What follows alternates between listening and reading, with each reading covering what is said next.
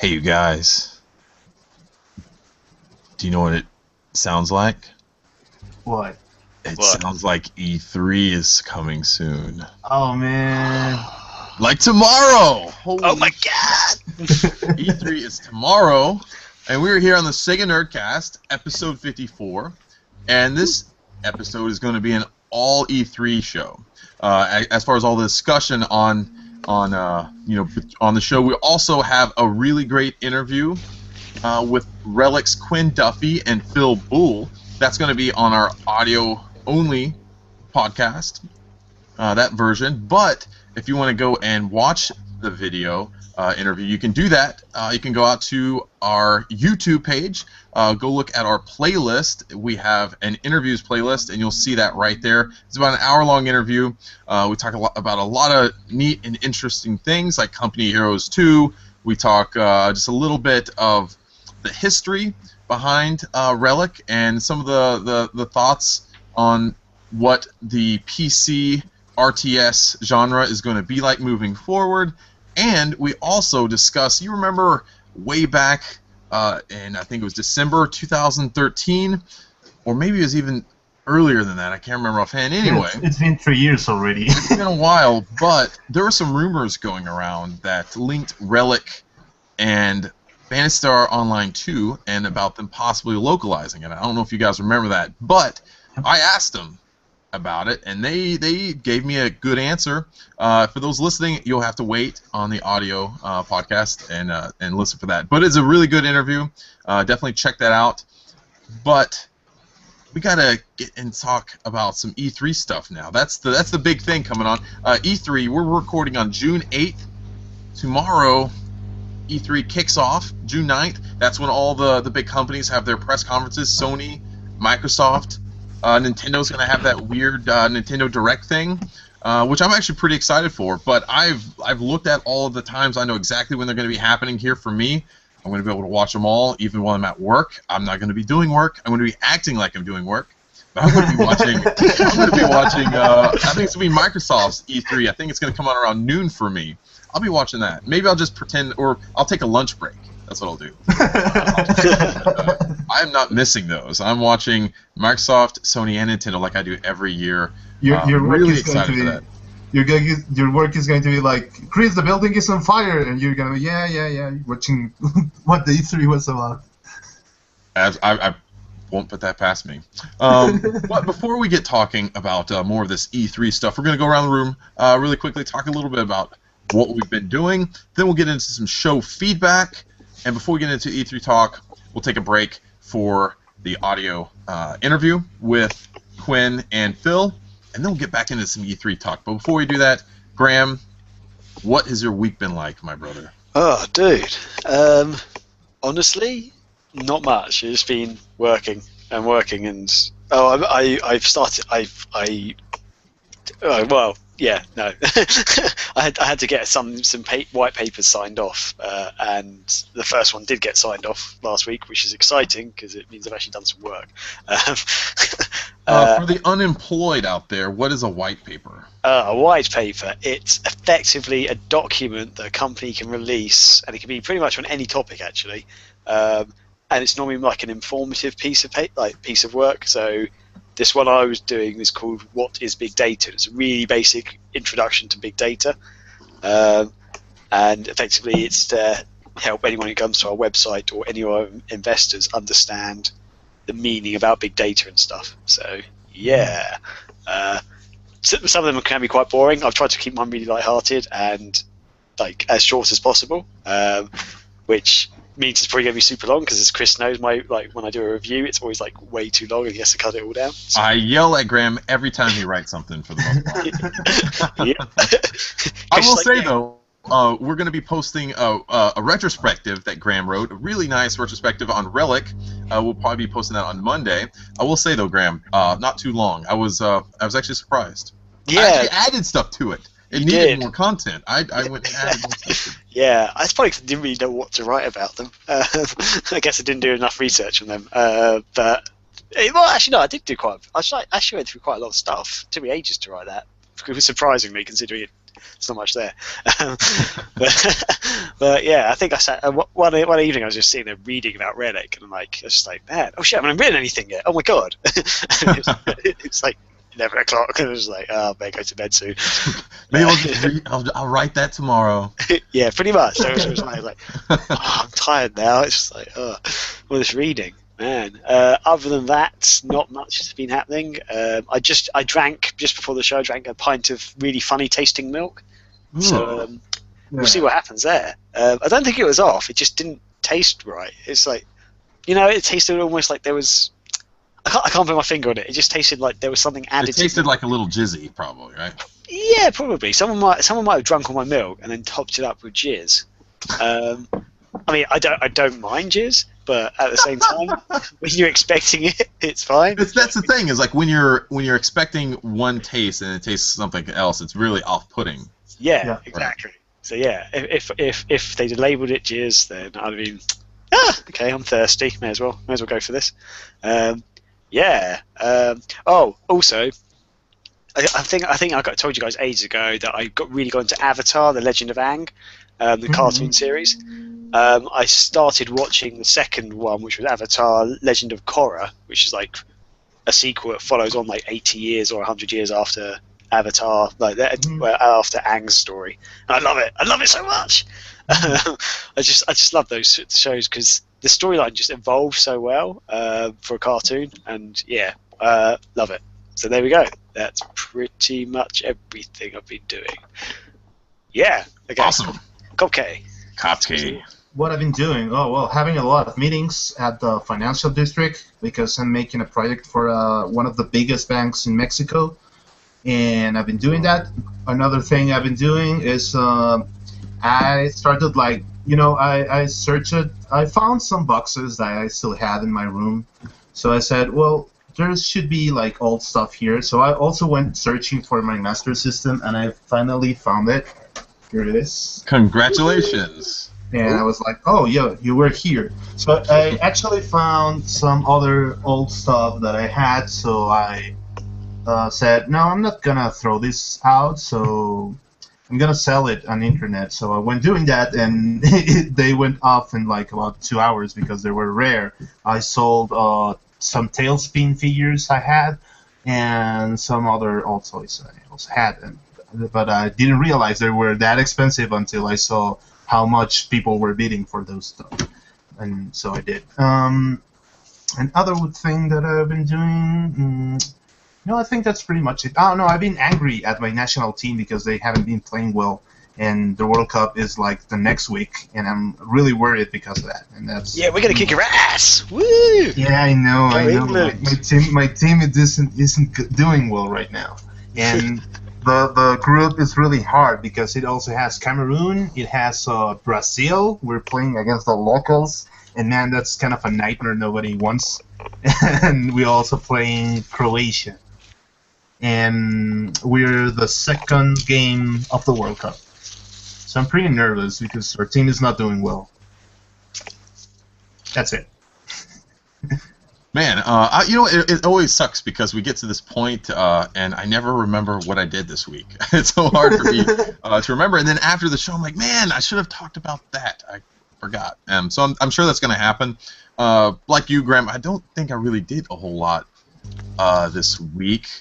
But I did pick up Qbert on the Dreamcast. Nice. What? I didn't even realize that was released on the Dreamcast. Yes, I remember that one. It was an Atari Hasbro game. Yeah. Yeah, I remember the original, like the original, but I don't remember. Well, it says here that he's back. Oh my god. Yeah. Qbert is back. Man. But did he ever really leave, though? He was always in our hearts, right? Yeah, pretty much. And then he was in the one movie, the Wreck-It Ralph. Yeah. Yep. Yeah. So, yeah, I'm basically going in, and I think I'm going to start more focusing on Dreamcast collecting. I just know that library a lot more than probably even like the Genesis, especially the Saturn. So I'm going to go back in and get that. You could look. I have a few there. I mean, I have maybe about 30 or so games, and nowhere near what I used to have.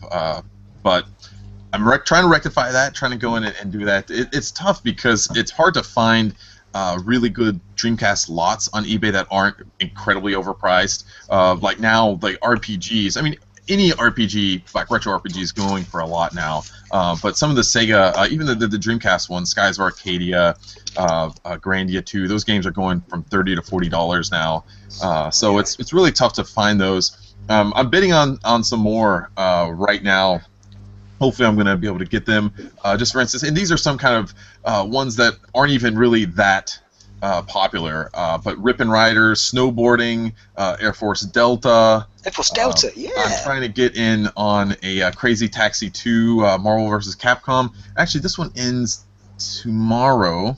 And what? Okay, so let's see here. This one has Skies of Arcadia, Spawn, Legacy of Kain, Soul Reaver, Crazy Taxi 2, Marvel vs. Capcom 2, Mortal Kombat Gold, and also Phantasy Star Online.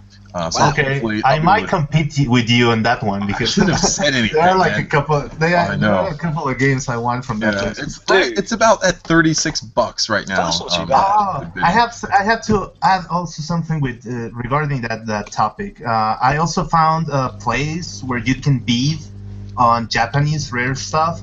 So I actually am bidding right now for a Tera drive, which is really cheap right now on that site, and I'm also bidding for a Game Gear, a special Game Gear that has it's a red one. It's from the anime from Magic Knight Rayearth, which is really expensive in America and other places. But in the Japanese bidding, it's about like 600 yen, which is about like $6 or something like that. Wow. I'm also bidding on a Dreamcast Half-Life strategy guide.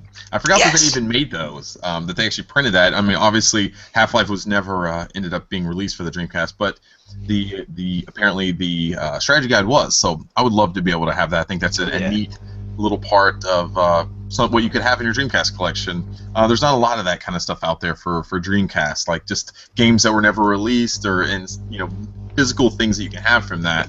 But that's one of the things there.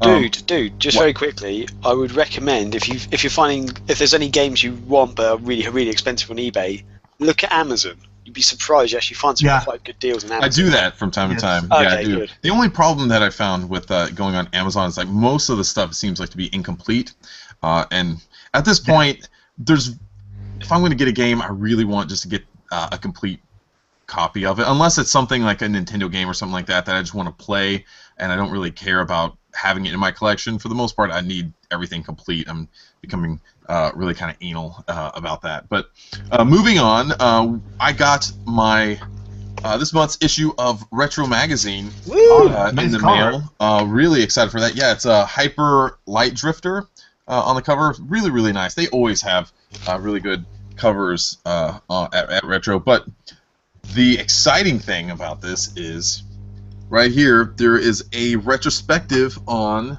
Panzer Dragoon Saga written by our very own Graham Cookson. Yeah! Congratulations, Graham. That was really that's quite exciting, actually. It is. I think, is this your very first time being printed in a video game magazine? Yeah, I think having an article printed, I think I've had like a question printed that I sent in or something, but yeah. That doesn't count, Graham. Yeah, it does. It's like my name's and everything there. But wow, like Graham Cookson, age 10. I love something. Yeah. Oh, that's awesome. I need to try and get a hold of that magazine. I think I need to order it online or something. You can order them online, yeah. I have to find the link to it, but I can, I'll find that. You can order back copies, so you'll be able to get a physical version of it. I was tempted to just send you this one, but then I was like, well, then I won't have my full. So I didn't do that. I'm trying to find it. I also have. What was that? Thunderstorm. Like I said, it's raining pretty heavy right now in Mexico City. Like way too heavy. We're having. How do you call those ice drops? Hailstorm. Hailstorm, thank you. It's a hailstorm with a thunderstorm. That's what we're having right now. And really heavy. Like, I can actually see, like, my house was underwater through the window. Like, you know, like when the water is, like, falling straight up from the window. I had a Shining Force review. In this one, and also there's still some more Sega love. There's a Phantasy Star review right here as well. So if you have not subscribe to Retro. I'm not just saying this because I write for them from time to time. I'm just saying this as a retro video game fan. Go out and subscribe to this magazine, because it really is a fully independent magazine. I mean, it's regular people. I mean, there's some excellent journalists and stuff in here, but this is not backed by some big company like Game Informer or something like that. This is literally backed by the Kickstarter project that they were able to get funded. But aside from that, it's a very grassroots effort that the community really got behind and is making this happen. So if you are a fan of old school magazines and you love those when you're a kid, definitely check out Retro Magazine. You can find more about it at readretro.com. Now, I think,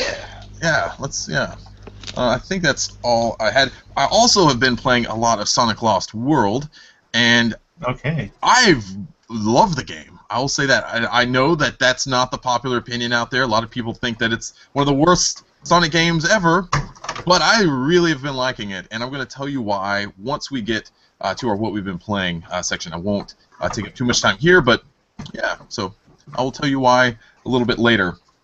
Let's move on to our show feedback and mailbag, and last week we tried to go back and find as much as we could. We just couldn't do it because there's been so much happening on Twitter this week that we were just having a hard time going back and finding it. But at DJ Luis KC, where's it? KC from Radio SEGA. Right. He wrote in and said, "This week's Nerdcast by the Sega Nerds is a really good listen. The whole Wii U debate is rather interesting." And we got a couple other things like that I remember reading just about Graham, our back and forth on the Wii U. I gotta say, I'm still really enjoying the Wii U. We've been playing it nonstop. We've been playing a lot today. Been playing Mario Kart 8. That's the game that we've been having in there for the most time. And man, it's crazy because my children are now getting to the point where they can challenge me, like legitimately challenge me in video games, and it's weird. Because my son has been talking shit all week long, my oldest, about he wanted to have this like big Mario Kart 8 like tournament between him and I. So there's a big challenge going on all week long. He was just talking trash every day leading up to this. We have a rule in the house: there's no video games during the week because they have school and all that thing. So we just don't let them play video games during the week. On the weekends, that's when we can do that. I know I'm one of those bad parents. Like I would have hated me as a parent when I was a kid. I'd be like, man, this sucks. But we just have them focus on their homework and all that stuff. So we've been leading up to it. It's been great because every day there's been this there's this nervous tension in the house, and we've been building up to that. And so yesterday morning we finally had the big tournament and everything, and we went and bought a Wii U Pro controller. So now we have 4 controllers. So now me and my oldest son Elliot and the twins Christopher and Isabel can all play together, and they're actually really good too. But Elliot and I were going one-on-one, and the first two like Grand Prix, he pretty much smoked me. I was he got first every time, and I'd get second or third. But he had been playing all like Friday night and into Saturday, and he's also the little punk has been going on to YouTube and watching YouTube videos and finding like all the shortcuts and like all these like little like tactics to win. So he came in knowing where all the shortcuts were, and I didn't know any of this stuff. And so he beat me. I was using Waluigi and he was using Luigi. And finally I gave up on Waluigi. I'm like, all right, I'm not going to use him anymore. I went back to my old faithful Toad. Went back to him. I love Toad. He is great. He's got the acceleration. He's got the handling. He's perfect for me. I love him. And so anyway, I went into using Toad, and before that, when he was beating me, the thing that really made me even more mad was once I finished the race, I came in like 3rd or 4th. He'd be like, "Oh, Dad, 3rd or 4th place, that's a good job. You did good there." And he'd said it in such a way that just made me so mad. I was like, "You little shit." And so I was just, but I didn't let him know it was bothering me. I couldn't let him know that he was getting angry. So I just sat there, and I would just get like every race I lost, I'd get more and more mad. And once I switched to Toad, I won like 3 straight Grand Prix, and then so I started Yeah. talking shit back to him, like, hey, it's okay, little buddy, you got 3rd place, that's pretty good, and he would get so mad. But yeah, so we've been having a good time, and what's funny is Christopher, who he's in kindergarten, but he's even winning races and stuff too. He's getting really good at it. So and it's an incredibly fun game. The Wii U is I think it's a perfect gaming device for a family. I don't think you can get any better than, and I think more so than any of the other consoles. If you have a family who likes to play video games with the kids, the Wii U is perfect for you. So Yeah. Chris, I was going to say, if I get a pay rise anytime soon, I think I would actually buy a Wii U. awesome. I think you should. I think you would really love it. The one thing that you got to say about the Wii U, if you've played it, you've played the games, and it's all about Nintendo. It's what they do. Every game is fun. Every game is really, really fun. Yeah. And you can't really say that about some of the other games out there because they go for like the realism, the grittiness, this ultra violent type things. And there's redeeming things about them, but some of them aren't just pure fun. You know what I mean? And so that's what you get when you subscribe to Nintendo. You're gonna get a fun experience. You're gonna get a safe experience that you can play these games around your family, around your kids, and you don't have to worry about tits flashing or like shooting someone in the face. That's not gonna happen. Plus, the hot girl at work likes Nintendo. So, yeah. You should get a Nintendo tattoo and be like, hey. Maybe I should. If I actually used to work for Nintendo, that's it's crazy. The girl I used to work for Nintendo, but she was talking to me about Mario Kart 8, and I was like, yeah, that sounds amazing. So don't even. So the only reason you're buying a Wii U is to try to impress this girl, essentially. Sure, pretty much. There's worse things you could do, I suppose. No, genuinely, I think it does look like fun as well. I just think they could have done better with the machine, but it does look like it's fun, and you've argued very well, saying it's good fun, good clean family fun, and I want some of that. So when I get some money, hopefully at some point And also get a Ouya. We talked about that last week as well, and I've been still playing the Ouya as well. I'll talk a little bit about that later on. But all right, we need to move on from the Wii U talk. We'll do the Wii U cast here soon. Wii U podcast. God damn it. Let's get on to the mailbag. At Full Reactive Eye wrote in, and this is the mailbag this week is all E3 related. So that's all the questions that we took in. And he asked, are you really excited with Sega's lineup? Any unannounced game you wish they will announce? So we're going to talk about Sega's lineup here in a little bit. But we know what they've announced. We'll get to that in a little while. But let's talk about any unannounced game that you guys wish they'll announce.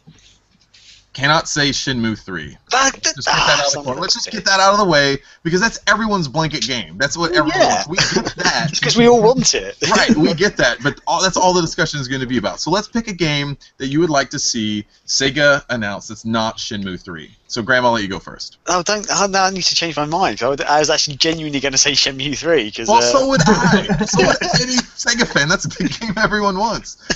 So we'll say we all want Shenmue 3. What's the second game that you want? I would love to see another Panzer Dragoon game. As you saw with that magazine, I've written a Panzer Dragoon retrospective. Panzer Dragoon Saga is my favourite game of all time. I'd love to see another Panzer Dragoon Saga, but if not, failing that, just a standard Panzer Dragoon game, which is like the on-rail shooter on the back of the Dragon, because those games are so much fun. And I actually forgot to mention at the start, I downloaded Crimson Dragon on the Xbox One at work, which is the spiritual successor to Panzer Dragoon, because it's made by the original guy who came up with the idea, and it's got the same composer for the music. Well, I'm going to show you something really quick, Graham. It might make you excited. I'm going to share my screen really quickly. There's an article on GamingEverything.com, and I'll say that this has been widespread. I just Googled this really quick, and this was the first one that came up. So Yukio Furutsugi is the person you're talking about. He created Panzer Dragoon. Chris. We also tweeted that yesterday. Okay, so we tweeted about it yesterday. So he wrote on Twitter, lots of people in my timeline are getting ready to head to Los Angeles for E3. I can't go this year for various reasons, including an upcoming launch of a smartphone title, as well as one I've been running that has been getting great reviews. But a title I'm involved with will be announced. Looking forward to it. Now, Graham, This is the guy who created the Panzer Dragoon series. There's a game coming out that he's involved with. I don't think it's Panzer Dragoon. I'll say that. But he could possibly announce Panzer Dragoon. That would be amazing. As long as it's not a mobile phone game, though. Would you say? A Crimson Dragon sequel. Or Crimson Dragon sequel, yeah. No one wants that. It's going to be Phantom Dust 2. It's going to be the game. That's the game everyone wants. Yeah. That's what I want.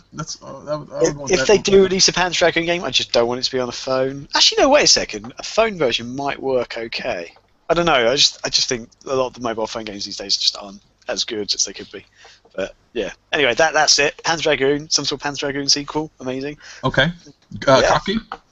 I think I wish for PSO2 and PSO Nova. Ooh. Well, they've announced those games. They've announced them. I guess maybe announced for you. Okay, I'll take that. Announced for North America, right? Yeah, announce them for North America, or actually releasing them for Western audiences, like instead of Eastern Asia or something like that. Right. I'm gonna go a little old school. I guess it's not that old school, but I'm gonna go back to my favorite Sega series of all time. More favorite than Shining Force, than Phantasy Star, than Sonic the Hedgehog, anything else, and that's gonna be Condemned. That is my all-time favorite franchise. I want to Condemned 3. Give me a Condemned 3. God, I would love that. That would be amazing, actually. It's that game. There's never been a game that's like scared me so much than Condemned, and there's never been a game that made you feel so good about killing homeless people. It's so much fun to do that, to kill people. It was genuinely satisfying just playing through that game. Like when you get past something, you're like, oh my god, I've done it, I've killed it. Yes. And you know what? I'm going to say this: I want it on the Wii U. And I'll tell you why. Because I think with the gamepad, the forensic analysis and the forensic tools that you get in the Condemned game, you could do so much cool stuff with that. With the gamepad, the interaction that you could have and the off-screen stuff that you could do with the forensic side of what Condemned is would be really cool. They kind of shied away from that in the sequel. I would like them to bring it back and let's bring this. Actually, Condemned 2 had better forensic stuff. I didn't think that it was as more like involved in the game. Maybe I'm wrong. Maybe it's been a while, but I thought that there wasn't as much. It was more of like an afterthought in what I took from it. Well, there was I vaguely remember there were certain scenes you'd come across in I think in most of the levels, and you'd really have to actually look for clues on the floor and stuff. But mate, I remember it still being a part of it, but I just thought that it was more of a central focus of the gameplay. Like that's fine. Yeah. In the second one, like they got really weird in the second one, but yeah, they did. Anyway, that's so good. So Graham, you said Panzer Dragoon. Another Panzer Dragoon. Kopke said PSO2, and I would like Condemned 3. So Sega, that's our E3 Christmas list. All right. And you didn't say you couldn't answer those, right? That was part of none of those. Oh, PSO2 was. So sorry, Kopke. You can't ask Sega about it. They won't answer it. So Lizzie Silvas, our friend Lizzie, wrote in and asked, I want to know if they'll release a special edition 3DS of Sonic Boom, all shiny blue with Sonic. Well, that's pretty realistic. That's pretty realistic. I think they could do that. Yeah. I don't think they're going to do it, though. Well, that would be a case of Nintendo and Sega working together. And has Nintendo ever created a 3DS or a console based off another company's license, like IP? No, they never did that. Are you? Oh no, right. They did with Atlus with the new Persona game. Okay. They are actually releasing a Persona 3DS. That's right, and they also released which other one was? The new 3DS that has the Final Fantasy Theater Rhythm 3DS. There's a model for it, so yes, it can happen. Okay. What is that? What's the one? What's the like this strategy RTS game that you've been playing, Graham? The Sega one. What? It's a strategy like RPG style game. Valkyria Chronicles? Yes, thank you. Oh, wasn't there a Valkyria Chronicles PSP edition? That's right. I thought they had a bundle for that. So so there's been, I guess, a precedent in the past. Sega's done that, I think. There's also Yakuza PS4. I was thinking more from Nintendo's side, because it'd be Nintendo who would have to sign it off, I guess. Mm-hmm. But yeah, if Kopke says, they've done it a couple of times, so potentially, who knows? Maybe that would be awesome. That would be really good. I mean, if genuinely, because when they release those sort of special edition like console packs, they normally do seem to have a bit of a boost in sales of like the hardware. And considering it's tying in with the cartoon, and it's like Sega's trying to make a big thing out of it, I think that's one way, especially getting to the public eye, because a lot of people, they'll see Sonic comes out, especially over here, they don't really advertise their games, but if you've got a special bundle pack, people take more interest, like, oh, it's like a Sonic Nintendo 3DS, oh my god, I gotta get it. So, and it just comes wrapped in bandages, that's what...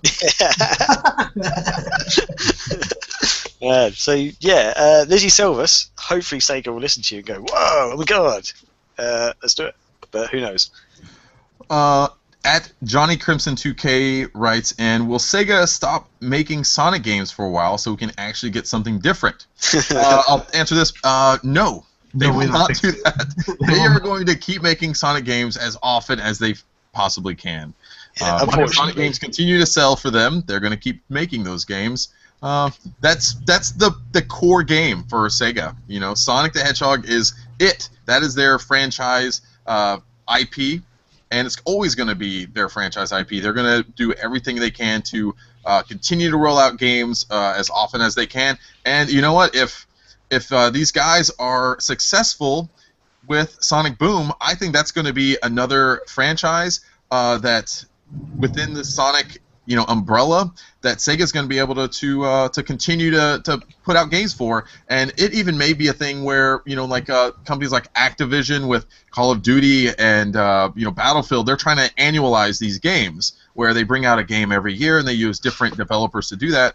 I could completely see Sega doing something like that, where Sonic Team creates a traditional Sonic the Hedgehog game that's part of the canon one year, and then you have the developers over here in North America, and they create a Sonic Boom game the following year, and it kind of goes, they trade years, so you have a Sonic game every single year. I could completely see that happening. So instead of Sega stopping making Sonic games, I think they're just going to make more Sonic games. Oh god! And it's actually pretty good that Sonic is still alive after all these years and getting a game every year. So I think that's actually fine. Yeah, and especially with this new the cartoon coming out, the new toy line coming out, Sonic's going to be bigger than ever, I think. Yeah, I love Sonic, and I'm so happy he's been around for so long. But it is kind of that. It's getting ridiculous in a way because I don't know. I just. It's too much. I can't handle it. Did you guys see? Speaking of this, did you guys see the new footage and stuff? The preview footage that came out of Sonic Boom. What do you guys think? I think it looks very interesting of what Stephen is doing with the new franchise. I think he's really doing really interesting mechanics for the gameplay. Yeah, I think it looks really good. But I tend to say that about every Sonic game is when you see the trick gameplay. I'm like, oh my god, this looks amazing. Well, I don't. Okay, this is going to sound really stupid, but I know it's an inferior system, but the 3DS version just looks crap. Visually, I personally thought when I looked at it, I was just like, this doesn't look good at all. And the 3DS is actually quite a powerful system. When I was looking at it, going, eh. But the Wii U version, I was getting quite excited for that one. So. Well, what's really interesting is the way he's able to make 4 players come together and this kind of interaction between players and like co-op. I think that's the main focus of this game, and the battle system actually looks pretty interesting. I think he's really pulling it off. I think it's gonna really do well. There was a lot of mixed opinions if you looked and watched some of the YouTube videos. I think Game Explain, they did a lot of the preview footage, and they were saying that the game it seemed very early. It seemed like a very early build of the game. There was a lot of glitches. I think they were like talking about maybe falling through some floors and things like that. So there's still some work to do. Obviously, the game's not coming out until November, so there's time to do that. But it's I don't know. I guess the closest thing you could compare it too would be Sonic Unleashed with the combat, where it's you're kind of running around in this like third person perspective and attacking your enemies. It's not like anything that's in the traditional sense of Sonic. You know what I mean? So I just hope it's not as boring as Sonic Unleashed battle, because that ruined the game for me. Like when you go into an area, enemies come out, you have to kill them and wait till the barriers It doesn't look go that down. way. And I think it wasn't really fair from the press to judge it that way, because it's still a work in progress. So True. Yeah. I think we're gonna have a better build at E3 than the ones they actually play. I don't know, man. I don't think so, because I don't think that there's enough time to go. I mean, there can't be that much time from when they showed the game to these people. Maybe a few weeks ago, tops, I would think. I don't think there's enough time to be able to go in and fix some of those things and get a new build of the game ready in time for E3. But sometimes the companies just give you a previous build than the one they should be playing, so it is actually fair, like, to say they actually played an earlier build instead of the one they are going to be getting at E3, because what point does it has that a few weeks earlier to have the same press like play it again and playing the same build? Yeah. They always update that thing. Yeah, well, we'll see, because we're just a couple days away from E3, so that's one of the interesting things I do want to see, is if Sega goes in and changes the build, or fixes anything, and what's the consensus coming out of E3 from people who've played it, what they think. For me, I think it looks good. I like those style of games. I like what Naughty Dog does. It looks and feels, as far as I can tell, kind of like a Ratchet and Clank style of game. That's what some people have even mentioned in the previews. But I'm okay with that, because I love Ratchet and Clank, and I'm okay with them branching out and trying something new with Sonic. Because you know what? I think that you've got to do some new things with the Sonic formula. You can't just have him running from left to right and doing that stuff. I mean, you've got to do something new. You've got to, evolve this franchise, and it's got to turn into something new. You can't just keep doing the same things. That's what a lot of Sonic fans want. It's just more of the same kind of things. But you can't do that. You've got to change. You've got to get better, and they're trying to do that. I applaud them for coming out and doing something new that hasn't necessarily been done in this style of way with a franchise. So I'm looking forward to it. We'll see. So. Yeah. And there's also another thing. All the press has been constant on saying that this game is focused on exploring and platforming, and that it's doing it really well. So I think that's a point for them. And actually, Stephen Frost is going to be doing a couple of streams, and maybe he will show some other stuff that he's interested in showing to people. Mm-hmm. And it was also cute seeing. Oh man, what's the new girl? What's her name? Sticks. I want to say Twix for a second. I was like, that can't be right. Thinking about chocolate, don't you? No, that was going to be bad. I'm not going to go there. Next up, we'll go through these pretty quickly. I don't remember. Oh, Saturn Memories wrote in, will Sonic Extreme be ready in time for the holidays? What do you guys think? I wish they do, yeah. Of course it is. Of course it'll be ready. Yeah. I don't know if I got. That literally just reminded me. I don't know if I told you guys a while back. I downloaded and played a fan-made version of the Sonic Extreme that was shown at E3, like back in 1996 or whenever it was. Like this guy had recreated the level that they showed off, and I'll tell you what, the game plays really well. I was like really impressed by it.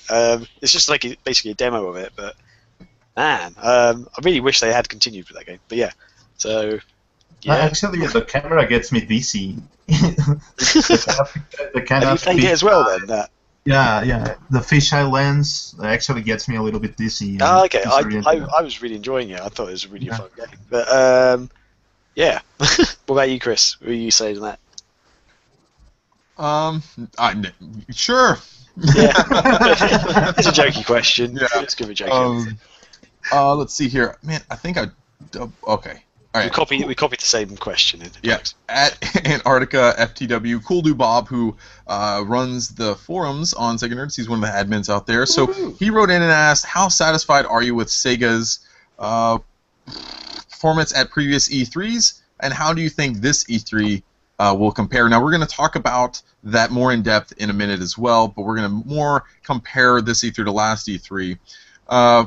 Man, I would have to go back. Well, going back, several years ago during the Dreamcast days, the Sega completely blew away the competition. During when they were really showcasing and pushing the Dreamcast. But man, it's sad, but Sega's just really not a player that much, and when it comes to the E3 anymore, they're just one of those other companies. And what's even more sad is that how often are they even mentioned? How often are the games mentioned at the big press conferences with Sony and Microsoft and Nintendo? Nintendo talks about Bayonetta, and they talk about some of those games, but really, and some of Sonic, but Microsoft and Sony, it seems like those games are never, Sega games are never even mentioned there. So it's kind of a bummer, Yeah, it's true. I guess I reckon if Sega released some more exclusives, perhaps or like a brand new exclusive for one of maybe just okay. So Sega do actually do quite a lot on the PlayStation platforms. So maybe if they release an exclusive on the Xbox, then Microsoft might be more likely to talk about them in that way, because Sega just doesn't do anything for Xbox anymore that's exclusive. They did originally on the Xbox 360, the original Condemned was on the Xbox only, and there's a few there's a few games that were Xbox only, and then suddenly they just switched to PlayStation, which I guess is fair enough. That's what they want to do, but they don't really have anything for Xbox. I think a lot of those games that when they really switched to the PS3 at that point is when they were also games that were going to be big in Japan and in other regions. So they decided if we're gonna create a game for one console, let's focus more on the PS3, which has better sales figures globally than the Xbox, which is a primarily North American and UK system. It didn't sell at all in Japan, so it wouldn't make a lot of sense for Sega to bring, say Bayonetta or some other game that's going to appeal to the Japanese market and make that an Xbox 360 exclusive and release it in Japan when there's just no consoles there. The PS3 was the big system outside of the Wii in Japan, so I think that's why they did something. I could sort of understand that, but they could also they could have had Xbox exclusives and sold very well in Europe and America. Those are two. Europe and America are much bigger markets than Japan's market, so it's kind of stupid to base all your sales on Japan. I know they're a Japanese company, and I know the Japanese culture for companies is generally you try to support Japan. If you're from Japan, you try to support support that region, but that's kind of if you are a global company, it kind of makes more sense to actually try and get the biggest markets, which is America and Europe. I do understand what you're saying, but I think my point is in general, for modern E3s, because Sega's just not making anything on Xbox at all, it'd be a surprise if they did make something and be like, ooh, wait a second, and maybe Microsoft might mention it, especially if it's a big IP or something. But yeah, I don't know. I doubt it would happen because PlayStation 4 is beating Xbox One at the moment, and I guess the Wii U's had a big boost and stuff recently. So yeah, it's not going to happen. But yeah, it's just a thought, just a random thought. Yeah. Yeah. There you go.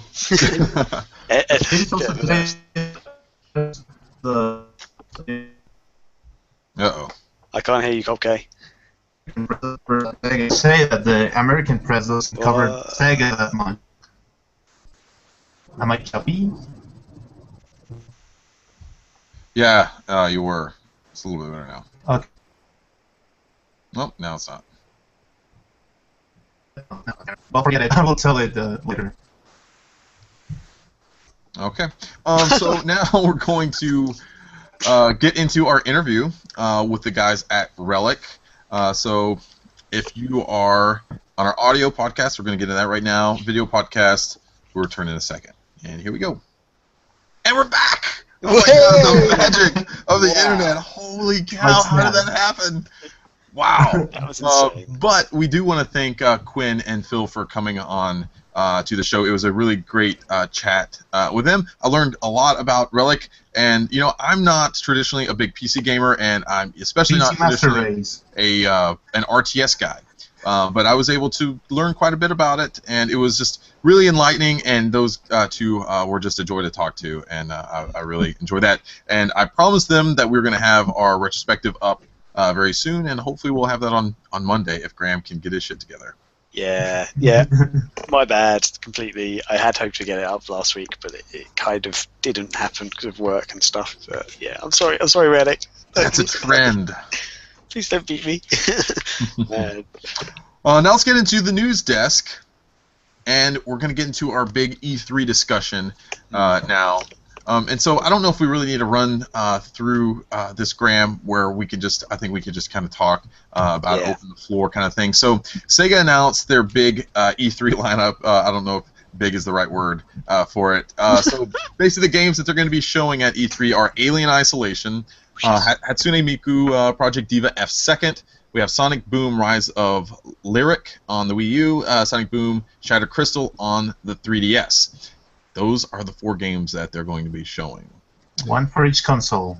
Let's start out at the top, Alien Isolation. That's the big game, I think, for Sega this year.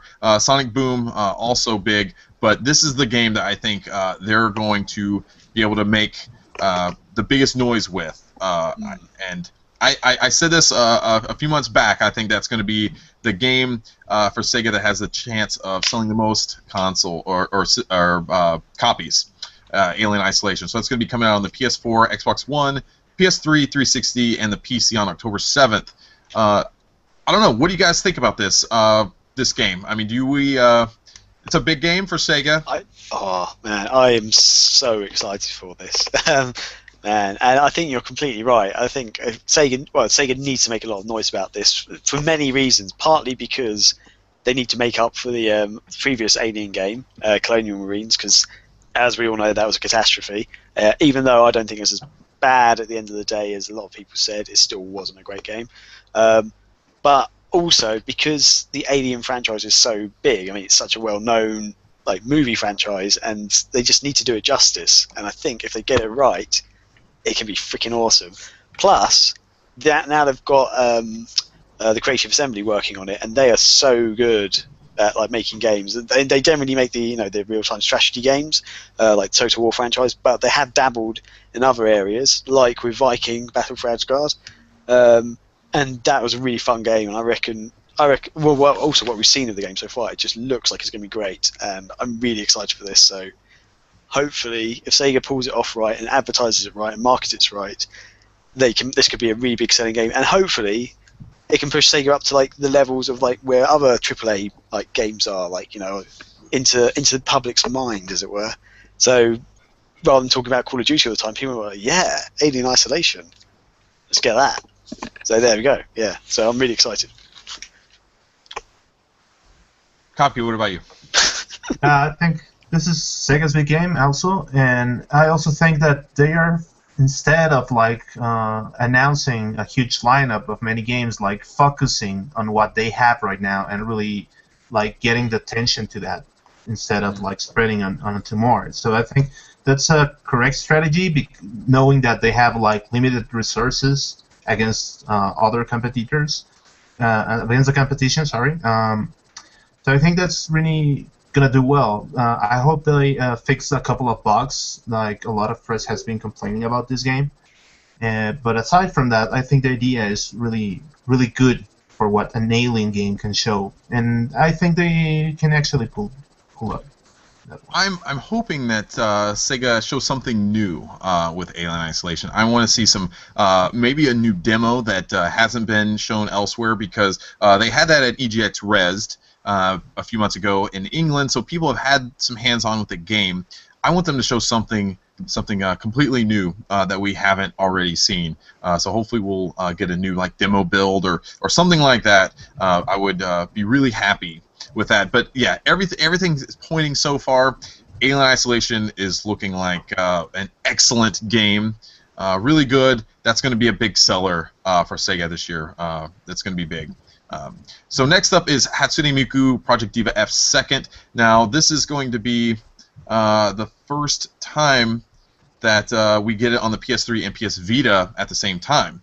And also, I believe there's going to be a physical edition, maybe on the Vita or vice versa. I can't remember which one, but I think there's pre-orders that you're going to be able to get. You'll be able to get the physical edition. So we're getting the sequel to Project Diva F Second. Offhand, I don't remember how much the first one sold. Let's see here. We'll just go to VGCharts.com, the most accurate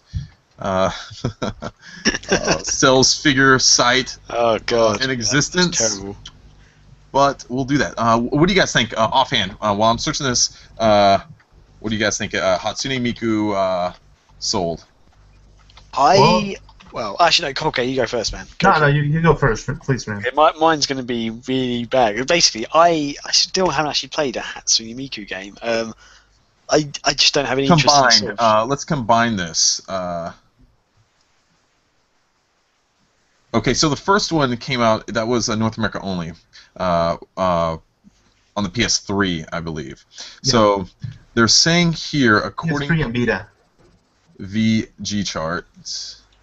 The Vita one came out not too long ago, though, right? It initially came out, it first released on the PS3, that's right.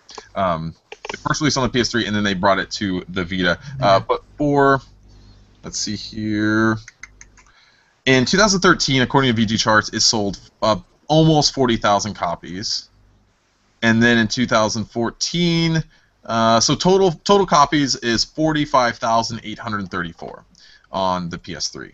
Which is a reasonable figure for them. Right. Let's go to the Vita version. It's not showing the USA, but globally, about 230,000 copies. Globally, including Japan. That's where Miku is the biggest. So this isn't going to be a big seller for Sega. I think they're hoping that they can continue and build upon some of the momentum that they had and build that audience there with Miku. But I don't anticipate this going to be a big seller this year for Sega. But fans of the genre are certainly going to be interested in it. There's those Miku fans out there that absolutely love her. But it's going to be interesting to see what Sega shows there as well, if they're going to have hands-on demos and that kind of thing. But really, from everything I've heard about the game, it just seems like it's more of the same from the very first game. So if you played that, you know what you're going to get. I think they've tightened up some of the gameplay. They've smoothed it out a little bit, added some more songs and that kind of thing. So if you played the first game... It's basically the first game with more songs, yeah. They... Whoa, sorry, what were those figures again you just came up with? Oh man, I don't know. You just lost it. Okay. You got me. I already closed them out. 40,000 for American and like 200 for globally. Okay. Yeah, never mind. Don't worry. I was just looking on Wikipedia as well because sometimes they give out figures and I can't. I just found one for. But the thing is that the main Sega core fans out there are not pretty much excited about this game. But it's good that they are still keeping it and releasing it like in a really close date from the Japanese one. So yeah, this isn't a game that traditional Sega fans I think are really excited about. It's not something that we've had a long time, but. The gameplay, I think, is really good. From a gameplay standpoint, the music and stuff, that's not for me. This isn't my kind of game. But I did like it from a gameplay standpoint. It was a lot of fun. Yeah. Well, it does seem to be a following for the game. Because I remember before the last one came out, there was actually, I remember seeing like talk on Facebook and I think it was the Sega forums, people were actually really asking for it. So, yeah, I think it's got a bit of a following behind it. So yeah. And I guess it might be quite. This is just judging from gameplay videos I've seen. I guess it's quite a cheap game for Sega to make, compared to other compared to making Shenmue, for example. Obviously, yeah. So maybe but this is more like a niche game. So yeah, it's really aimed for its target, and its target is gonna be responding well for the sales figure of this game. Yeah. So next up comes the Sonic game. So first up is Sonic Boom: Rise of is it lyric or lyric? Lyric. Lyric. Say lyric. Yep. From what I heard. So we talked a little bit about the game already. I'm really interested. I'm hoping there's going to be a playable demo on the show floor. I still am going to say that I think it's going to be the same demo that the press played recently.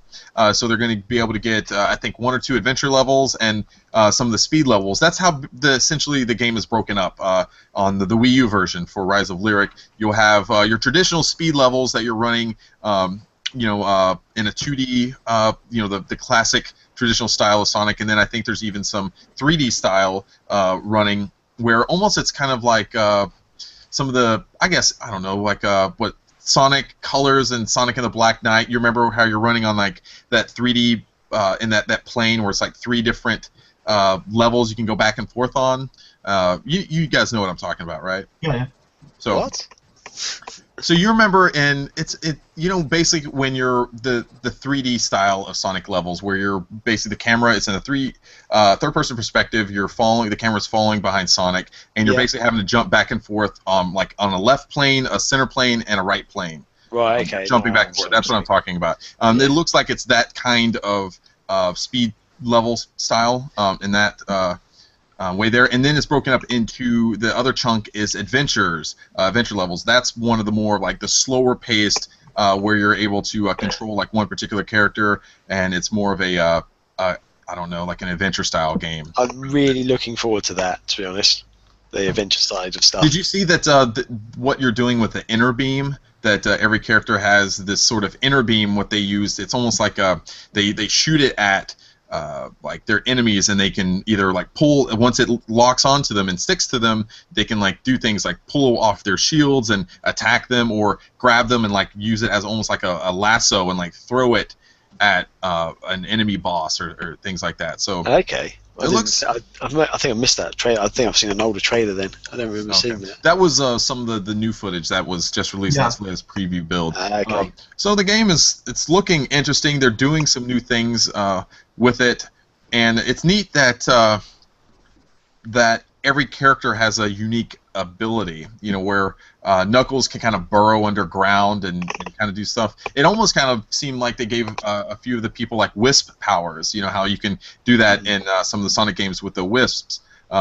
Some of those abilities are kind of given to some of the characters within the game. So, yeah, I mean, I don't know if there's going to be what the larger gaming industry and gamers as a whole, how excited they are about Rise of Lyric. But I think there's still reason to be cautiously optimistic about the game.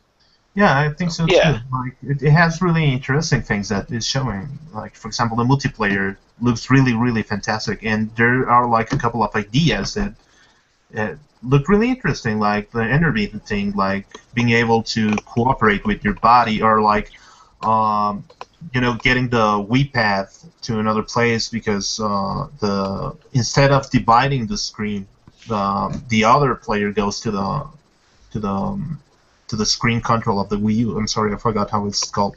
And that's interesting. I think it's gonna be a really fun game to cooperate. I don't know about the speed part because I haven't been able to play it, but I think it's gonna do well. Yeah, I think so. So now let's talk about the 3DS version of the game that's also going to be there, Shattered Crystal. From what I've looked at and what I've seen from the previews, they say that this is more of a traditional style Sonic game, where more of the focus is on the speed levels and less on the adventure style levels than the Wii U version.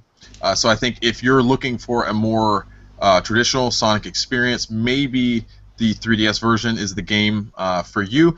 Looking at it though, like I didn't think it looked all that good as a 3DS game. I think the Wii U version looked great. As a 3DS game, I was a little underwhelmed with the way it looked visually. What about you guys? Yeah, I completely. When I saw it, I was like, that looks more like a DS game than a 3DS game. I don't know, maybe because I saw the older footage, but it looked quite jaggy, like which you don't really expect from games these days at all. Like even on the 3DS, the 3DS is I know the least powerful system out there, but generally the graphics look really good on it. But yeah, it wasn't. Yeah, I thought I wasn't too impressed with that one. The Wii U version looks great. 3DS one, I'm not so sure about so far. Well, it is also to say that most of the public that buys a 3DS expects this kind of Sonic game, because the public that buys these games, it's used to this kind of gameplay. And other thing that raised the bar is that there were some concerns between the fans that Amy has now to be rescued, because they were asking if Amy is they're going to be pushing Amy as a more independent character. Why should she be rescued on a 3DS game? So that kind of seemed odd to them. So yeah, we'll have to see on that. That's basically what Sega is going to be showing. Now we also we're hoping that we're going to be able to get some Bayonetta 2. Hopefully, it would be great to see some real footage of that game and see what's going on with that. Or a release date. Sorry. That would be awesome as well. I think that's going to be a Nintendo thing. Hopefully, in Nintendo's Direct, they're going to show that. I would love to see that being one of the big games that they focus on, because I love Bayonetta and a lot of people want that. Now, one of the things that a lot of people aren't talking about when they're discussing Sega's E3 lineup this year is the mobile games. Now, Sega didn't mention any of the mobile games in their blog post, but the mobile games are going to be there. They're just not going to be on the show floor. What Sega's actually going to be doing is they're having a special VIP press event. I think it's I don't remember what day it is offhand. I think it's on the 10th. So they're going to be showing Sonic Jump Fever, Crazy Taxi City Rush, and Super Monkey Ball during this press mixer. They're going to have them all playable, where the journalists are going to be able to go and play those games. So while it looks like there's only 4 games that are going to be there, there's actually going to be 7 in total, including the mobile games. So that makes it a little bit more respectable, I guess. So let's talk about what Sega's done in years past. Last year wasn't that big of a E3 for Sega either. This was in 2013, where they showed Sonic Lost World, Castle of Illusion, Company Heroes 2, Rome 2 Total War Rome 2, and the mobile version of The Cave. Now, looking at that and comparing it to what they have this year, I honestly think that maybe last year was a bit stronger. Obviously, they have Alien Isolation kind of leading that, and everyone's excited for that. But you look at the strong PC presence there with Company Heroes 2 and Total War. Then you have the awesome reimagining of Castle of Illusion, and then also there was still so much positive, hype going into Sonic Lost World. A lot of people were looking forward to that game. I don't know so much about what people were thinking about The Cave. I think that was kind of just a throw-in. But what do you guys think? Comparing this lineup to last year's lineup. Yeah, I completely agree with you. Way better. I think this one's not that strong as last year. Yeah, it's like they're sort of taking a step backwards. I mean, they've got effectively 2 Sonic games, but they're sort of part of the same. They're almost like tie-ins, as it were, and and the Aliens game. But this is like Company of Heroes, already a well-established game, and the sequel was really good. Total War is one of Sega's best sellers, and that's just huge. And Castle of Illusion, as you say, was such a really good remake. I think just last year was way better. Really, no doubt about it. Yeah. So let's also look at going even more in the past. Let's go look at 2002. In 2002, we need some special effects, man. Like Wayne's World style. One from Wayne's World, yeah. I'm about to blow your guys' mind in a minute. But in 2012, this is actually kind of going back and one of our mailbag questions where the guy asked to discuss Sega's and compare Sega's lineup this year with some of the years past. So we're going to go back. We're going to go all the way back to 2011. But in 2012, Sega had Sonic and All-Stars Racing Transformed, Aliens Colonial Marines, which also had a lot of good hype behind it, because they did a really good job of not letting everyone know how shitty that game was. Yeah, that's they did true. a really Actually, good job. yeah. They're gonna let us show you, let you watch us play this one very specific level that's done really, really well. That's not actually going to be necessary in the final version of the game, and then we'll let you play one level on the multiplayer, which that actually was kind of fun when we played that. But so they had a Colonial Marines, Super Monkey Ball, Banana Splits, the Cave. Yes. Hell yeah, Wrath of the Dead Rabbit, which was a fun. I love that game. Yeah, I love that game too. Virtua Fighter 5 Final Showdown and the Jet Set Radio. Yeah, that was like huge.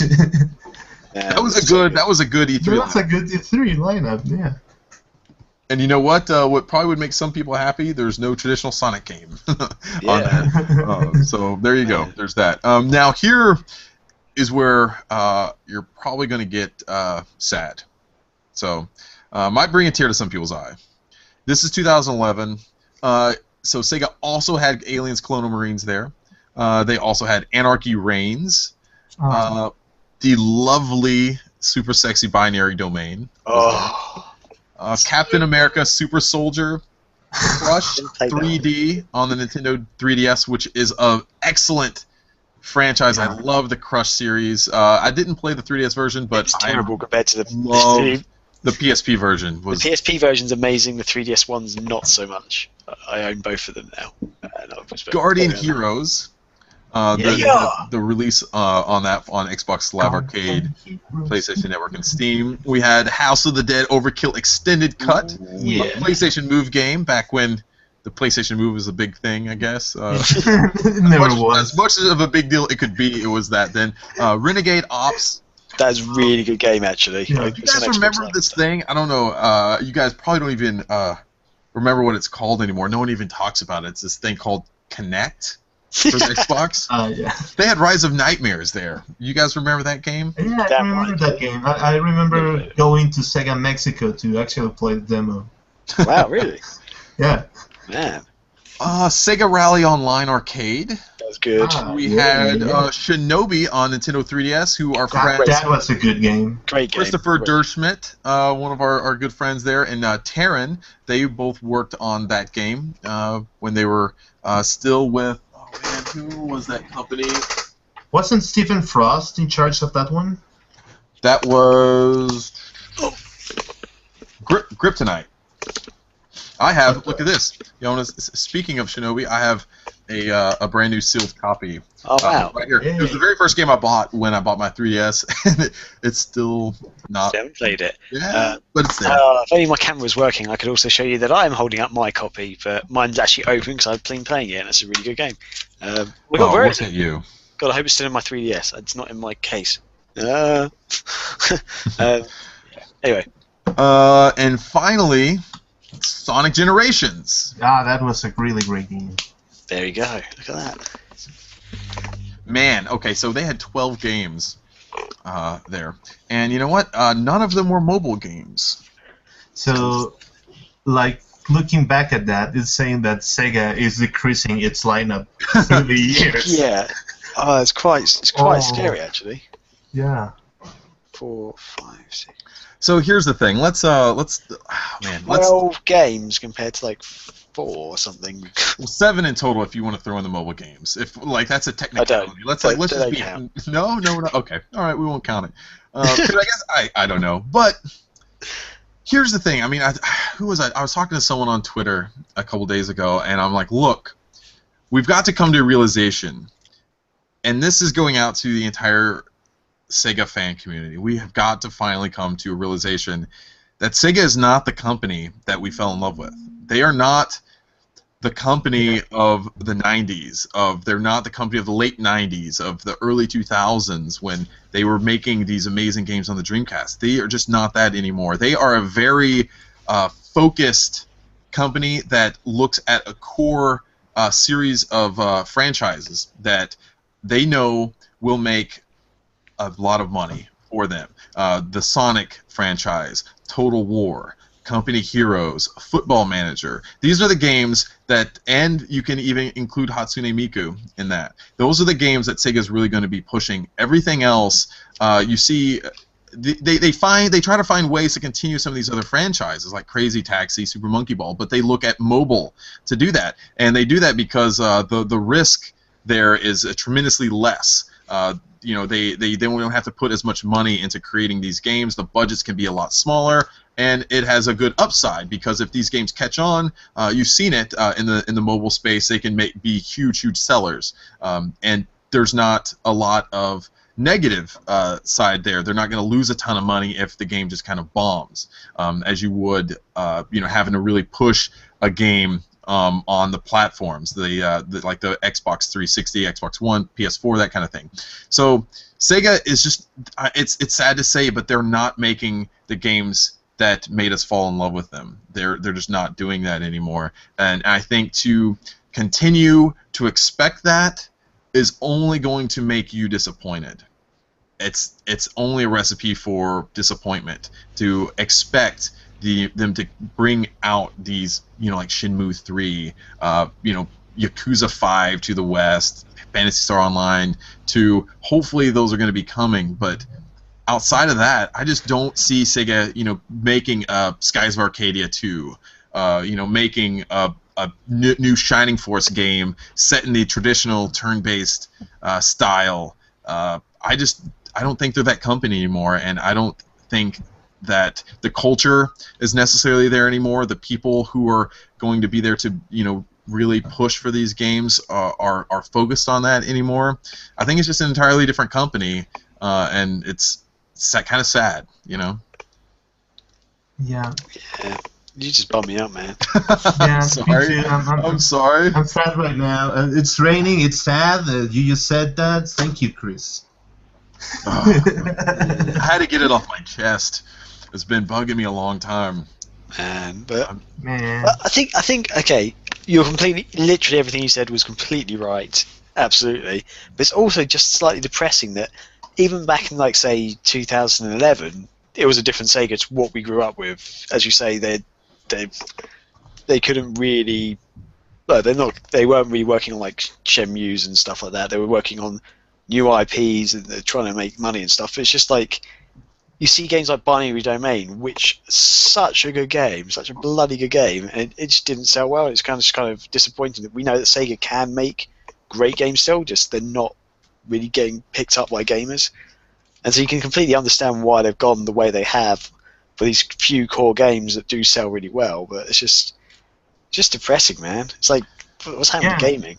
Actually, to say they have a lot of strong characters and IPs and stories out there that they could be like getting them out more, but they can't because the public and the general video game consumer is like not wanting that.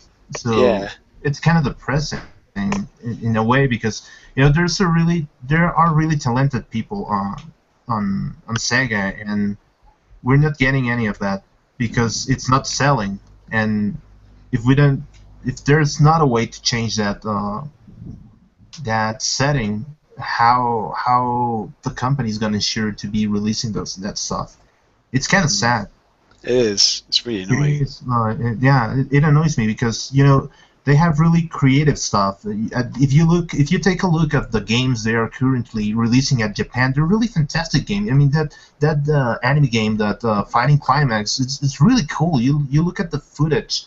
You also look at Puyo Tetris, and the game looks like bloody fun. And Hero Bank also looks amazing. It has a lot of Sega cameos in that game that most of the fans are gonna get really happy about. And you wonder why these games don't get released here, and it is mostly because they don't buy them, and that's kind of sad because they are really good games and they're really made by people by the heart, and it's not getting anywhere, or at least not at the kind of market our Western audience is used to.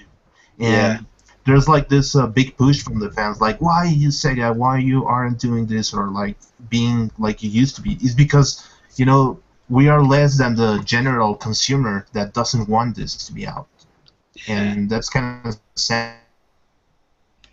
Like, but it's even some. There are a few games that Sega has released which the general public would.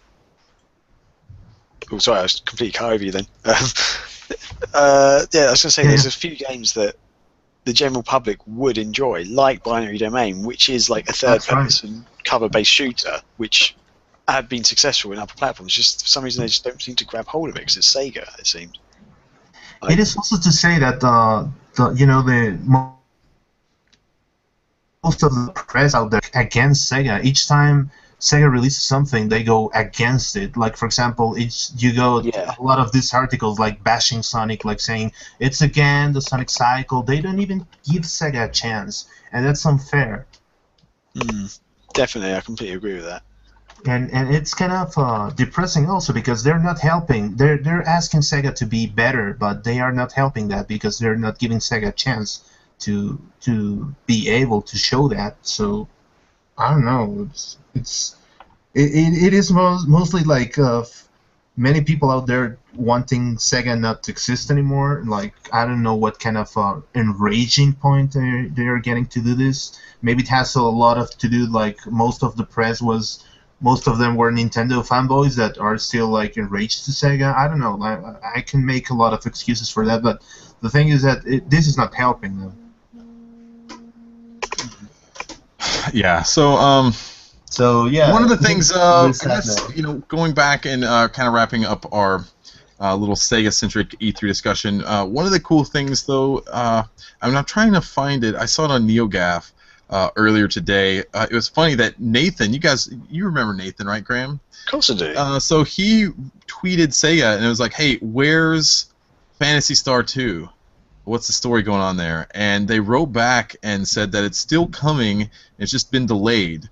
So kind of the same thing that they've been saying, but it's just kind of interesting that they said that here. I think it was today or yesterday. They said Friday. It was on Friday. It was Friday. I'm trying to find. I can't find. Cannot find it now. It's in Sega's timeline. It was on Friday, and it was after the Sega Free Stuff Friday. So let me see if I can.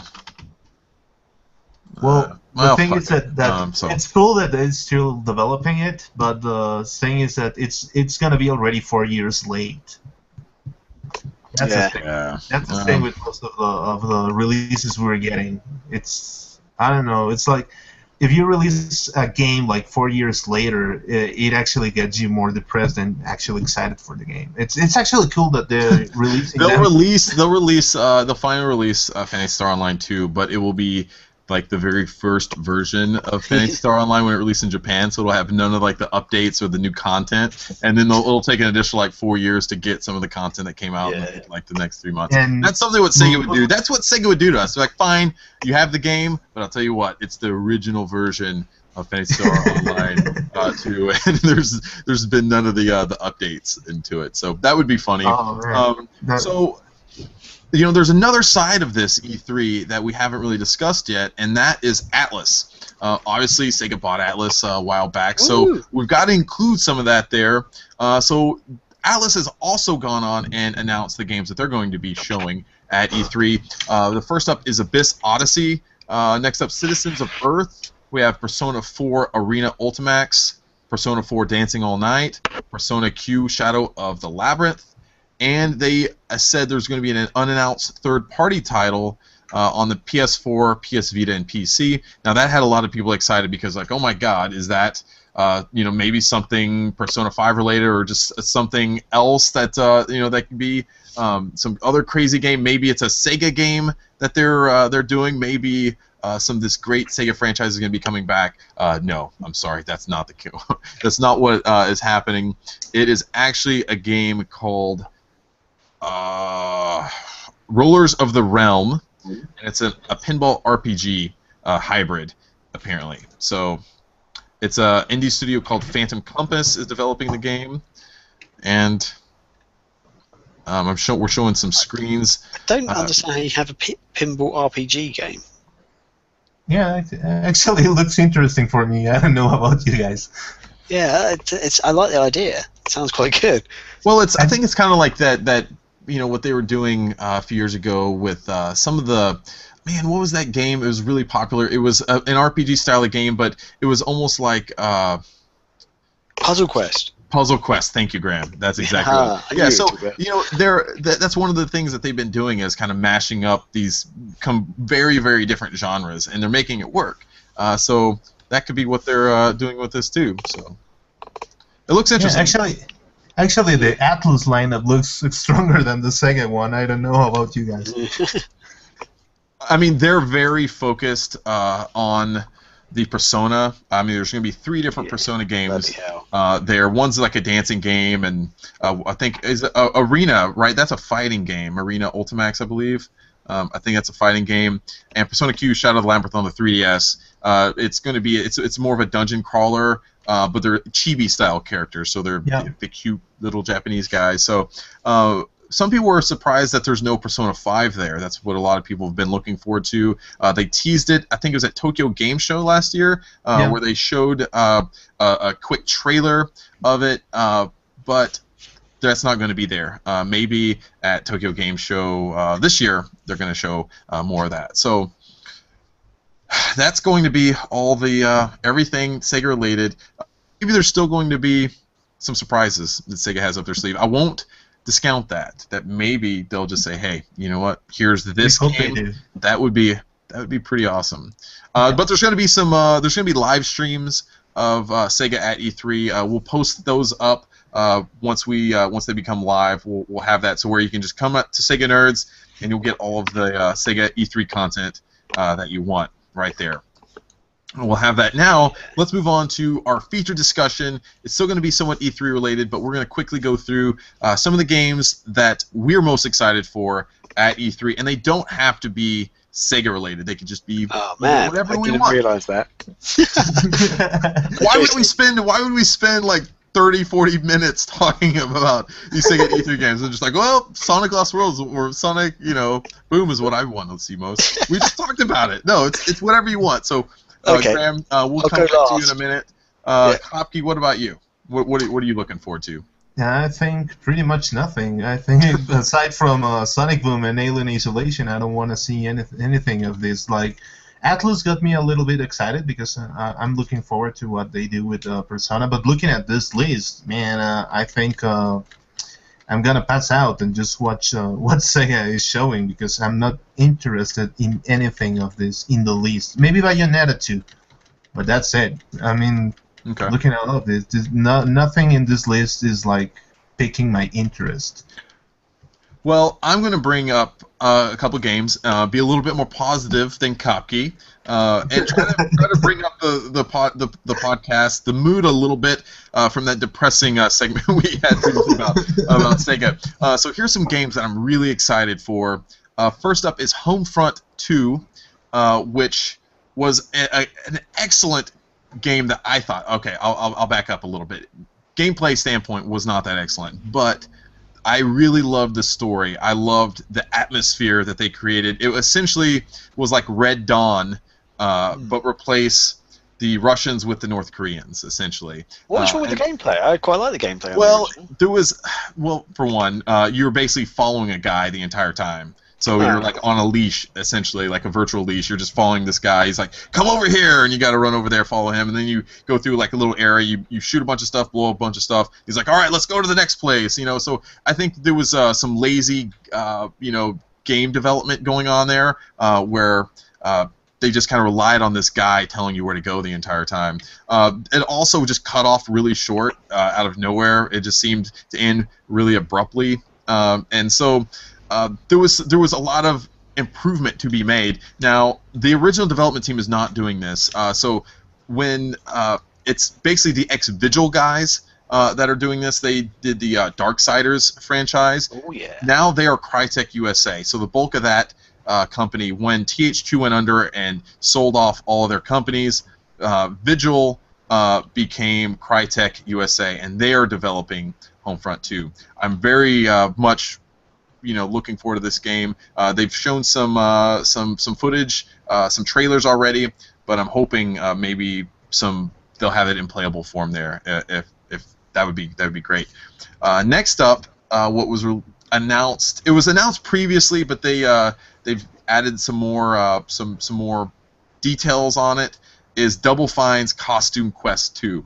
Now, Okay. I love nice. the original Costume Quest. Yeah. It was very, very fun. It was basically a cute, kind of laid-back action RPG. I shouldn't even say action RPG. It was more of a traditional RPG. But you're basically this boy and a girl. I think they're siblings, and you're going around, and you have to rid the world of these little creatures called grubbins that are coming in and causing all sorts of problems on Halloween. And it was really great because you would get different costumes, and you put on a different costume, say like a robot. And once you go into battle, your robot costume transforms into this gigantic mech, and you have all these awesome like special powers and things like that. It's just really cool, so imaginative. I love what Double Fine does. Has so much charm to it. I'm really excited to go back into this, the series. And I played the first one all the way through, and then I played the DLC that they came out with, and I really loved it. So, Costume Quest 2, really looking forward to that one. So, Graham, I see that you put some stuff on the outline. Oh yeah. Let's see what you got. What are you looking forward to? Okay.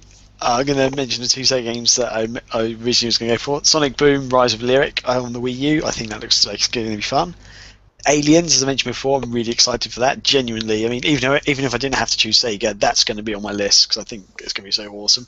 But going away from Sega, Zelda for the Wii U, which apparently Nintendo will be mentioning or showing there. I'm really excited for that simply because I really like the 3D sort of Zelda games. I'm not so fond of the top-down ones, and this one, from what I've seen, like the tentative screenshots or whatever, looks like it's going to be an awesome 3D adventure, which I'm really excited about. Then there's Far Cry 4, which hopefully, if they get it right, is going to be great. And it's partly because Far Cry is one of the few franchises I've played which has got infinitely better from each one. I think the first Far Cry was pushing boundaries and like scale and like graphics and stuff, but I thought it wasn't actually a very fun game simply because it was too difficult. The AI was too ridiculously good. It sort of ruined the fun. You could play it and complete it, but a lot of the fun was ruined. Far Cry 2 pushed out the boundaries a bit. You had like a really big open map to go around. Far Cry 3 when did it come out? It was like last year or the year before? Must have been the year before now. Whenever. Yeah, it was the year before because I remember my parents bought it for Elliot for Christmas, and we really had to take it back because it was we couldn't get it to him. That Far Cry 3, I was so happy when I played that because that game was so much fun, and they just did it so, especially the storyline on it. Like, if you just stuck to the storyline, like, because some of the side missions have got samey, but if you just did the storyline missions, it was brilliant. It had some great characters in it. And then they did the sort of spin-off, which was like don't know if you guys played it, the 80s game. Like, I can't remember what they called it. It's Far Cry. Basically, is running the Far Cry. Like Blood Dragon or something weird like that. Yeah, Blood Dragon. That's it. It was so good because it was you were like in an 80s sci-fi action movie, and it was just brilliant. It was so much fun. Graham, do you know there's one game that I could say that if they came out and announced this game at E3 that you would go ballistic for? What? Crackdown 2. Crackdown 3, you mean? Crackdown 3, I mean. Yeah. Crackdown 3, because they did make a Crackdown 2. Yes, but I guarantee you that you would go nuts over that game. I would do, because I love the Crackdown games. They're so cheap and crappy, but they're so much fun. So much fun. And we need to tell the story one time of when you passed out playing the game with me. Is that should we say that for another time, or? Let's save that for another time. Okay, That's good. a good story, though. Yeah, that's such a weird. But yeah, two other little games I'm going to very quickly go over. Halo: The Master Chief Collection, which is the remakes of the Halo games, but done in HD for the Xbox One. I love Halo. I don't care. I think it's going to be great, especially because after the anniversary edition they did on the 360, that was so well done. It was brilliant. And obviously, and then that follows on to the next thing, which is obviously Halo 5, which I just love Halo. I know a lot of people don't. It's a great game. It's fun. It's 4-player co-op. What more does a man need? Yeah. So yeah, I'm really excited for that. There you go. That's it. All right. So that's what we're looking forward to seeing at E3. Now, what do you guys think? Should we just skip what we've been playing and move on to party shots and get out of here since we're long? No? Whoa. No? No, because you're going to tell us about something with Sonic. You're going to tell us about Sonic, dude. Oh, okay. Yeah, I'm excited. I want to hear. You can't tease people at the That's start true. of the show and then like not go. You're such a little prick teaser, dude. All right, so Sonic Lost World. I went into this completely believing what everyone's been saying, that this is just a bad game. It was a disappointing game, and it shouldn't be kind of included in the really good collection of Sonic games over the years. And so I had that in my mind going into it. So I wasn't really expecting a lot. But I gotta say, I've had a lot of fun with Sonic Lost World. I think it looks amazing. I think it's the best looking Sonic game I've ever seen. It looks great. Yeah, I mean, what are you going to compare it to, really? Sonic Generations, maybe? Yeah, Sonic Generations, I guess. I think it looks way better than Sonic Generations. Really? Yeah, Wow. absolutely. Okay. I think it does. Sonic Colors? Are you really going to say Sonic Colors compare a Wii game? Well, Sonic Colors was a good looking game, but yeah, go. So, I actually like the Mario Galaxy style of gameplay with that. It's a lot of fun. I think they're able to do some unique things with the puzzles, with that mechanic of being on these like small globe type levels. I love the variety of all the levels too. Like when you go from like the candy style level, I forget what it's called, what that zone is, but they're just a lot of fun. Some of the things that people said are the boss fights are bad, but I actually think some of the boss fights are a lot of fun. I can't remember his name now, but one of the Deadly Seven, the fat guy, the fat like tan or orange looking guy. He was a lot of fun to battle against. I had a lot of fun fighting him. I'm around like I think like the 4th area right now, and I'm kind of stuck. There's this like little puzzle where you're having to jump and go through these pipes, and you have to find the correct route to go through. I'm kind of stuck there, but I'm having a lot of fun with the game. I've noticed every once in a while there's a hint of slowdown when things get a little crazy, but aside from that, that's really all I can say. I think it's a really solid game. I'll be able to give my full thoughts once I get further into the game, but as of right now, man, I think Sonic Lost World is a fine game. I don't understand where all the hate is coming from for this game. I think it's a good game. Yeah, I'm yet to play on the Wii U. I played a bit of the 3DS version, but even the 3DS version, I was surprised at how much I enjoyed it. So I can completely believe that what you're saying. Like, I think it could be better than what people are making it out to be. And I went and looked at some of the reviews and stuff because I thought that the game got pretty much like critically panned, and a lot of people said that the game was good. I mean, a lot of people agreed with me. I was going in thinking like all these reviewers are going to be saying all these like things that I disagreed with about the game, and come to find out, a lot of them said that they really enjoyed the game, and and there were some that some of the really negative reviews I did disagree with quite a bit, but I'm not saying this because I'm just a blind Sonic fanboy, because I'm not. I'm not. I like the Sonic franchise. I like Sonic the Hedgehog, but it's not necessarily my favorite. So I can easily go and say I didn't like the game. But I'm really enjoying Sonic Lost World, and so yeah, we'll talk more about that hopefully next week. I want to get a Wii U. I want to play it. It's fun. Join the fun. Join it. I might have to go and sell my If I sell my PS3 to get a Wii U, would that be allowed? Don't do that. You just got it. There's still so many good games. No, I've actually been playing on it, so yeah. You guys want to talk about what you've been playing? Yeah, actually, that could lead me into what I've been playing, I guess. I've been playing Uncharted 2 Among Thieves on the PlayStation 3, which is great. And Chris has run off again. Every time I go to speak about it. Damn it, Chris! He just plays the question right there so you can start talking while he goes to pee. God damn that guy. God damn. Shall I wait for him to come back? Or Nah, you can keep talking about it. Yeah, I finished the first one. I mentioned it last week. I finished the first one last week and started playing the second one, and I've been playing it for quite a few hours now, and there were a couple of bits which I didn't like in the game, but I think it's brilliant. Really enjoying it. I think so far it's actually better than the first one. Like visually, for one thing, they've really stepped it up.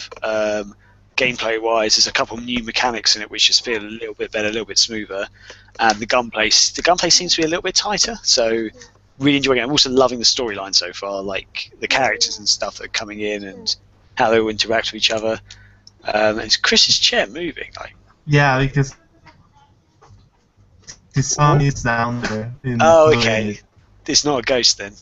No, it's not. He's playing with our minds. When they, okay.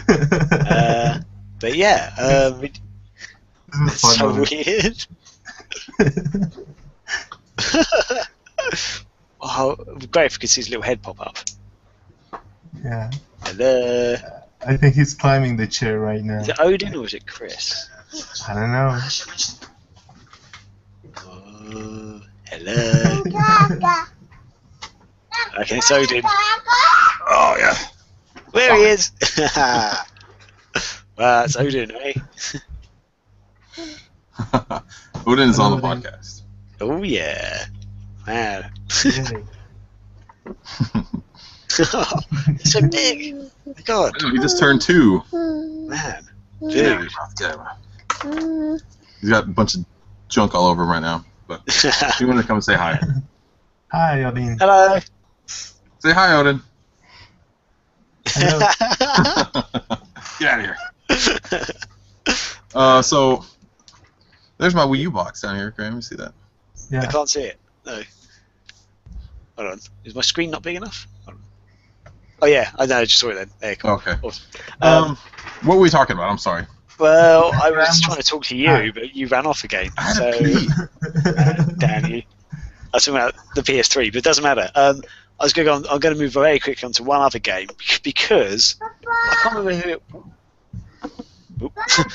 Just keep going. Don't mind Okay, him. cool. He's talking gibberish. I can't remember who mentioned it, but several weeks ago, maybe months ago now, on the Nerdcast, we were talking about a game called Assault Suit Lanos. Ah, yeah, right. Can you remember that? Good I game. think for some reason I think Andrew might have mentioned it. So it must have been quite a while ago. He hasn't been on for Actually, ages. Andrew and I did, because we played After Earth, which is the Genesis version, and then the sequel was on Saturn.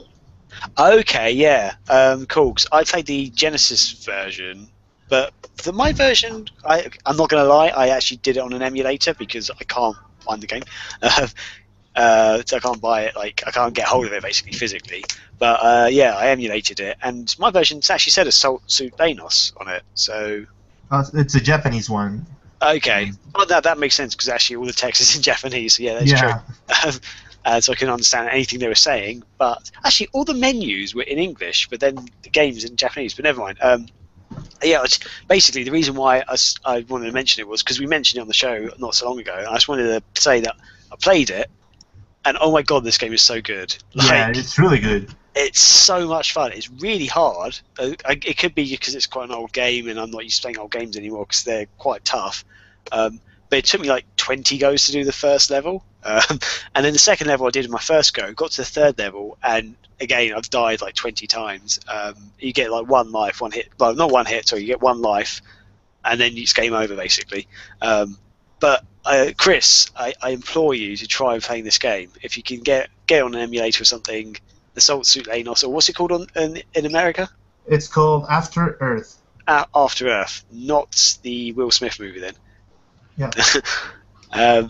But yeah, Chris, dude, play it. And actually, the Saturn version is better if you manage to get a Japanese Saturn. Play that one because it's awesome. Way more awesome than the first one. Is it similar? Like, is it 2D sort of similar style game then, or? It is like 2D in the front and 3D on the back. Oh, sweet. Is it a remake or is it a sequel? It's a sequel. Okay. So it's like business up front, party in the back. Oh yeah, but Chris, I can't even explain this game very well because basically you're like, sort of like in a mech and it's a 2D game, but one level you're like walking left to right to like shoot things, protecting your base from a massive ship that's coming at you.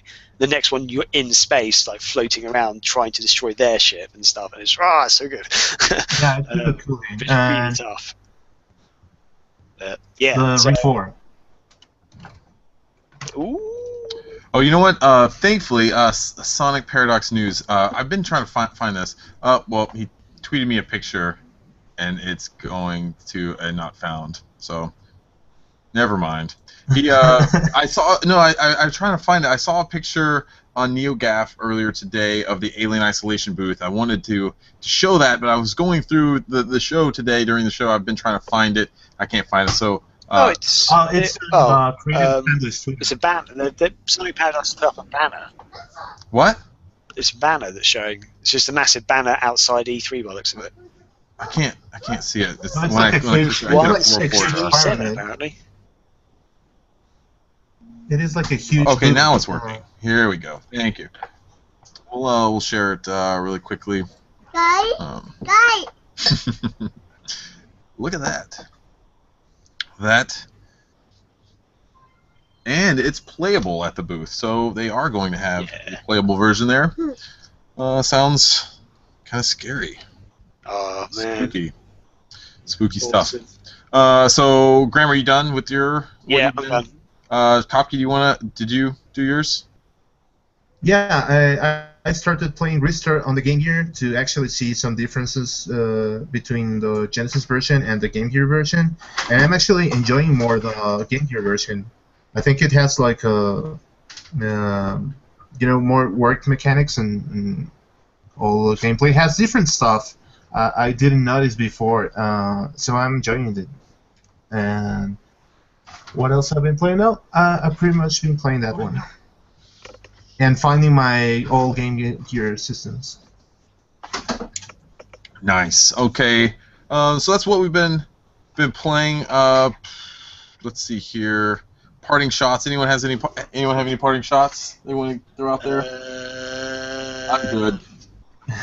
Well, enjoy the World Cup and enjoy the E3 next week. That's right. So lastly, I do want to announce something if Odin will let me. So we have a really exciting thing that we want to announce. We are teaming up with DreamcastScene.com to give away a copy of Ducks. That's one of what's the developer? HughCast, I believe, made that, or NG Dev Team. Which one? One of those. I'm sorry if I screwed that up. I know it's one of them. Actually, they've just said that. I can't think of which one is the actual. HughCast, I think. Yes, because that's HughCast because that's one of the hashtags. So we're giving away a copy of Ducks. And the way you enter, we're keeping it really easy. So you just have to tweet us at Sega Nerds on Twitter and tell us why you have what it takes to be able to beat the game. Because this is an incredibly tough game. And you have to include the hashtags hashtag SN Contest, hashtag Dreamcast, and hashtag HughCast. So we're going to have a post about it on the site tomorrow. You can also go and find a little bit more information on in Bilal's hands-on preview of one of the Ducks games, I believe. Oh, apparently it's meant to be pronounced Dukes, not Ducks. According to Dreamcast Scene, they've one of the posts they've got that says pronounce it Dukes. That's right. Yeah, Dukes. Sorry. I'm going to say Ducks because that's how it's spelled. They're probably going to be so mad at us. But that's we how will be we giving away a English pronounce copy. stuff. Yeah, you guys do Sorry. pronounce everything backwards. So that is going to wrap up the show. My son is taking apart my 32X down here. So he's putting little pieces of it in a printer right now. So thanks, buddy. Thank you. So that's going to do it for this week's show. Hope you enjoyed the E3 talk. If here's the thing. Another thing really quickly. We need more reviews on iTunes and Stitcher. We really need them. So here's what we're going to do. If you send us and do a review, it doesn't matter if it's positive or negative. Hopefully it's positive. But we'll send you out a Sega Nerds pin. We have a ton of these, and we just need to get rid of them, honestly. So if you go out, put a review in, and, I don't know, take a screenshot or something and email it to us at seganerds@gmail.com, or just send us a tweet or something. Just show us that you submitted the review, and we'll go and verify it, and then we'll send you out a pin. just to say thanks, because we want more reviews on iTunes, because the more reviews you get, the more prominent your podcast gets displayed, and we want to raise the audience. We want more people to hear about this. We want more people to know that, hey, Sega is a still relevant company, and there's people still talking about it, and hey, the Sega Nerdcast is the best Sega podcast there is. So, also go out to YouTube. Subscribe to us on YouTube. It's youtube.com/user/SegaNerds. On Facebook, you should like us there because there's some cool stuff coming on there. It's facebook.com/TheSegaNerds. And Twitter is obviously just @SegaNerds. And you can follow us and see the amazing content that we're putting out every day. SegaNerds.com. You go there. That should be your bookmark. That's the first place you go to before you go anywhere else. Wake up and look at Sega Nerds. That's what we want you to do. So that's going to do it for this week. Next week, I think we're going to have the team on from Elysian Shadows, I believe. They're going to be coming on. So yeah, we're going to be talking some indie Dreamcast development talk and some more Ouya talk too, because they're making an Ouya version of the game. We always love having a reason to talk Ouya. So yeah, that's going to do it for us. We hope you have a good week. E3 is right around the corner. Exciting stuff. Hopefully we'll all be pleased coming out of E3. That's going to do it for us. Take it easy. Sure, pals.